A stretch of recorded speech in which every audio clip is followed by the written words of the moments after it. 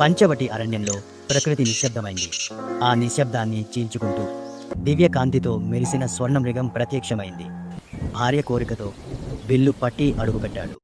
అదే సమయంలో సన్యాసి వేషంలో అహంకారం ప్రవేశించింది. అడవిలో బాణాల శబ్దం, మాయామృగం పరుగులు. రాముని అడుగులు ఆగలేదు. క్షణం ఆగి రాముడు ధనుస్సు ఎత్తాడు. లక్ష్యం ఒక్కటే, సత్యం. అతిథి ధర్మం కోసం సీతాదేవి లక్ష్మణరేఖ దాటింది. కాలం ఆగినట్లయింది. ఆకాశం నిశ్శబ్దమైంది. రాముడు బాణాన్ని బాణపేటి నుంచి తీసి ధనుస్సులో పెట్టి లక్ష్యాన్ని చూశాడు. లక్ష్మణరేఖ దాటిన సీతను రావణుడు బలవంతంగా తీసుకెళ్లాడు. రాముడు దూరంలో లక్ష్యాన్ని ముట్టిస్తూ చూశాడు.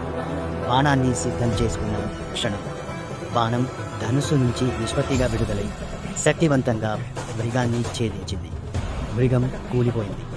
ఆకాశంలో అశోకవన దిశగా రావణుడు సీతను ఎత్తుకెళ్లాడు.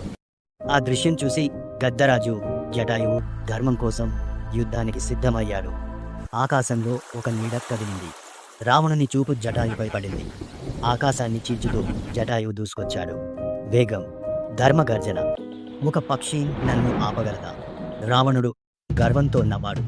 పుష్పక విమానం ముందు జటాయు రెక్కలు విప్పాడు. ఆకాశంలో భయంకర యుద్ధం, రెక్కల దాడులు.